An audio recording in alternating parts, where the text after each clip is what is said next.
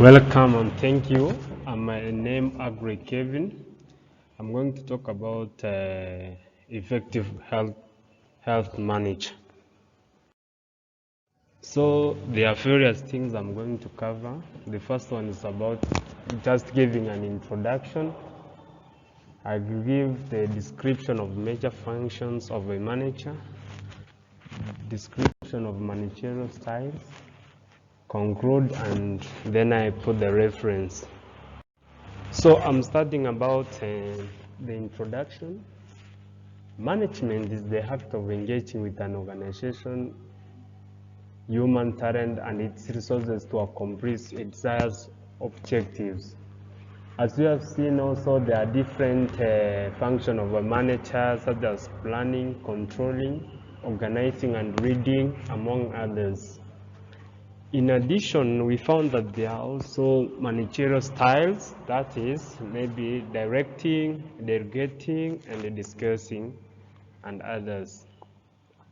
So, let's now, before we start the discussion about the function, let's see about qualities of an effective health manager. These are some qualities of a good and bad health manager.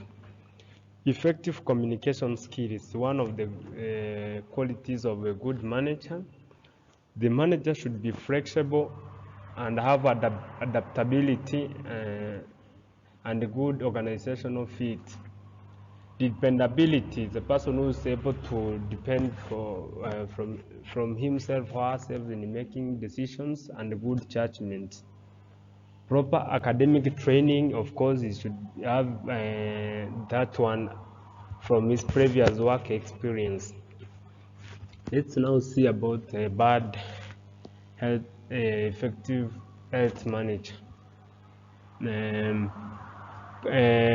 We found that poor in communication skills is one of the phases of a bad manager. Does not show appreciation or recognition of the employees. A good manager should try to motivate the employees.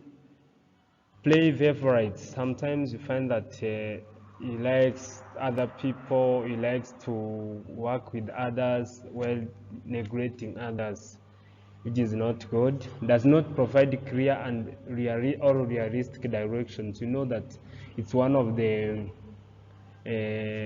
the managerial styles we are going to discuss below about directing. Unavailable or avoid staff conversation. Of course, a good manager should be there in time that there is a discussion, despite of how tough the conversation is, so that it can give also directions and also share ideas. Now let's move on. The 5 key functions of a manager, we are going to discuss about them. The first one is planning. When we talk of planning, is the process that involves deciding on what should be done in future. For instance, we can say that in future or in coming weeks, we are going to meet with the customers, we are going to conduct a research, we are going to maybe do some different tasks that can help to accomplish the goals or objectives of a given company or organization. Organizing. It involves implementing a pattern of relationships among workers, which making optimum use of resources required to enable successive carrying out of plans.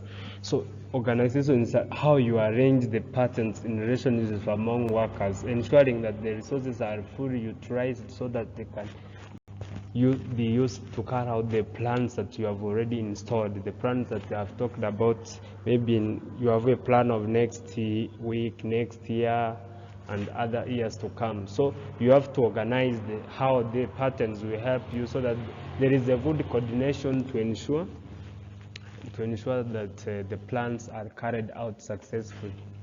Staffing. These are about job analysis, recruitment and hiring people with necessary skills for appropriate jobs.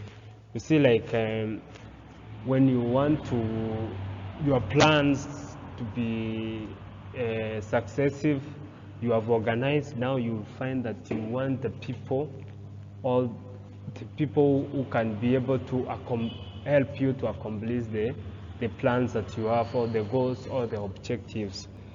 So it also includes providing or facilitating ongoing trainings.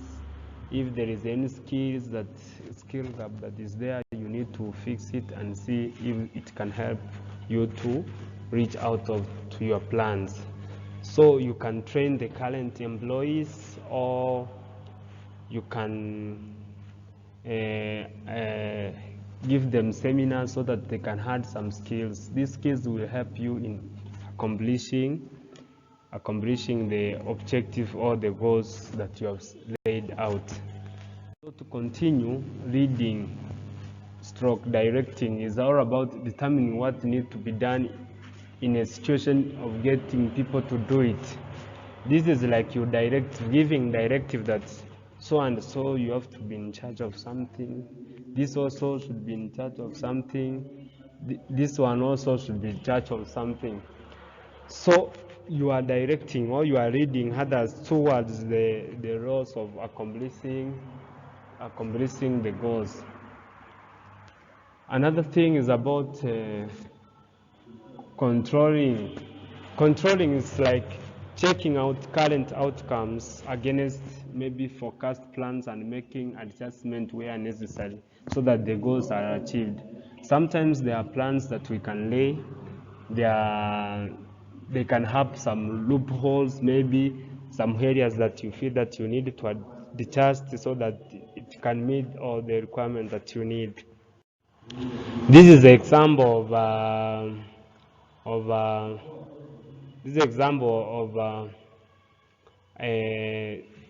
managers training workers in different skills, showing them how they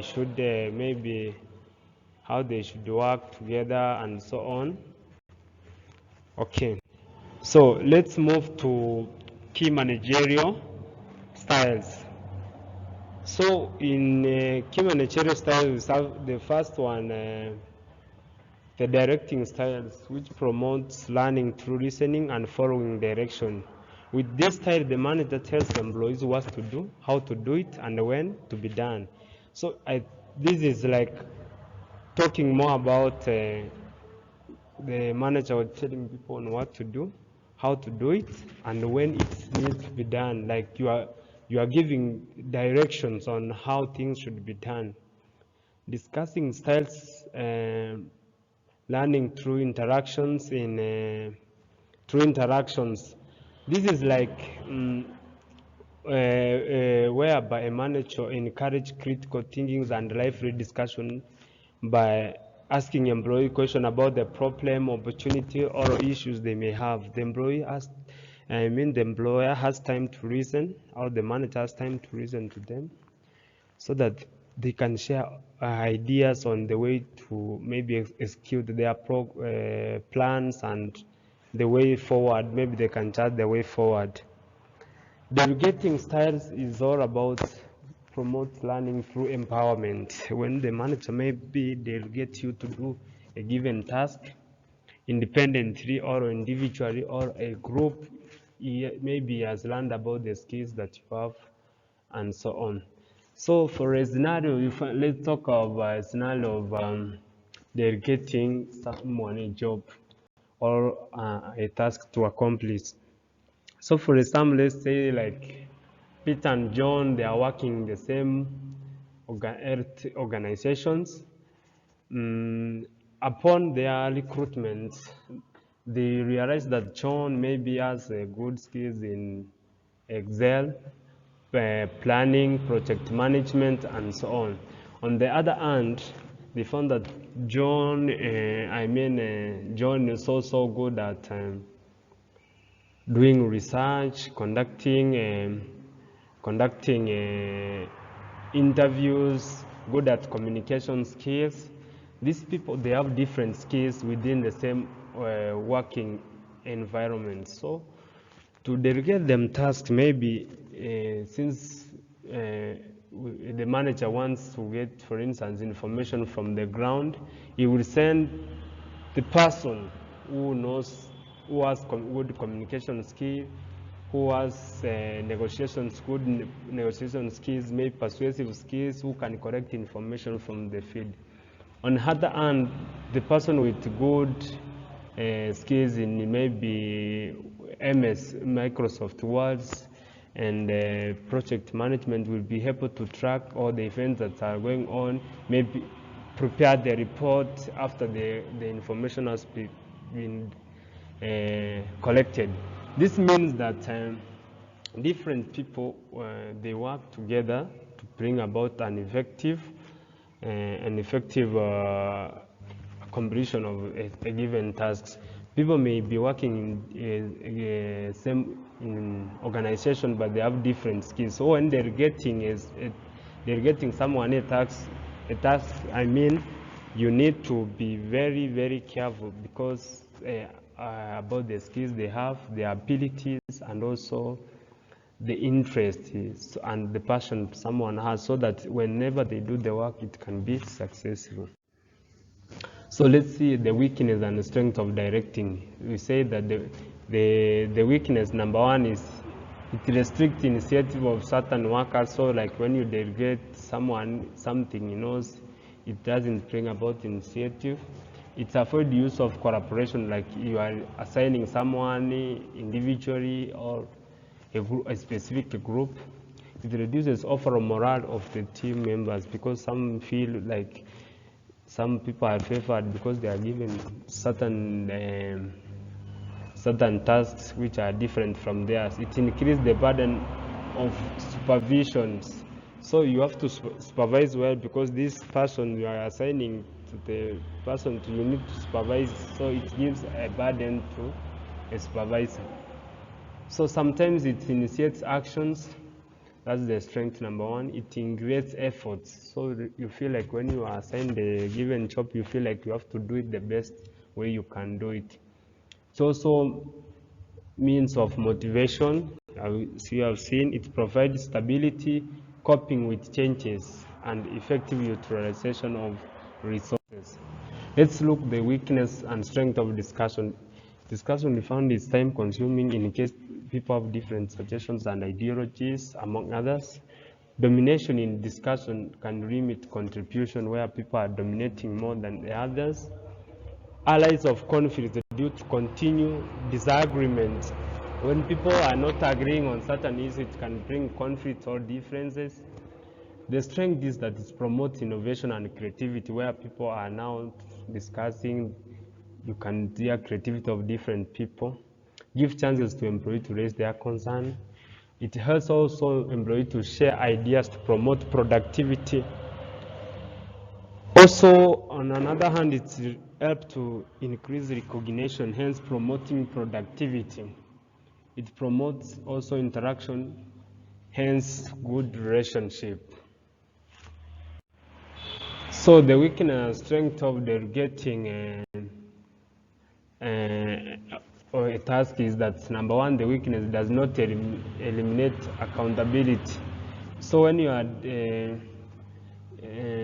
delegating some task to someone, it's also starts to lose of control.